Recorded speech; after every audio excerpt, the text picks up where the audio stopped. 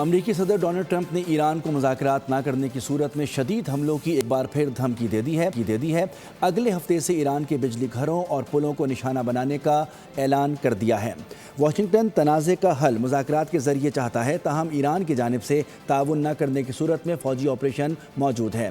انہوں نے ایران کو خبردار کیا کہ آئندہ کارروائیاں پہلے سے زیادہ بڑے پیمانے پر ہو سکتی ہیں۔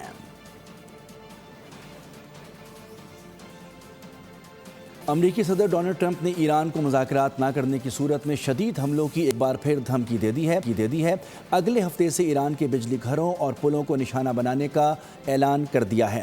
واشنگٹن تنازع کا حل مذاکرات کے ذریعے چاہتا ہے، تاہم ایران کی جانب سے تعاون نہ کرنے کی صورت میں فوجی آپریشن موجود ہے۔ انہوں نے ایران کو خبردار کیا کہ آئندہ کارروائیاں پہلے سے زیادہ بڑے پیمانے پر ہو سکتی ہیں۔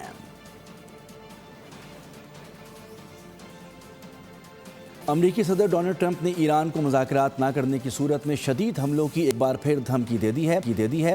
اگلے ہفتے سے ایران کے بجلی گھروں اور پلوں کو نشانہ بنانے کا اعلان کر دیا ہے۔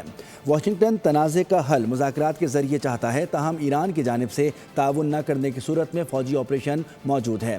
انہوں نے ایران کو خبردار کیا کہ آئندہ کارروائیاں پہلے سے زیادہ بڑے پیمانے پر ہو سکتی ہیں۔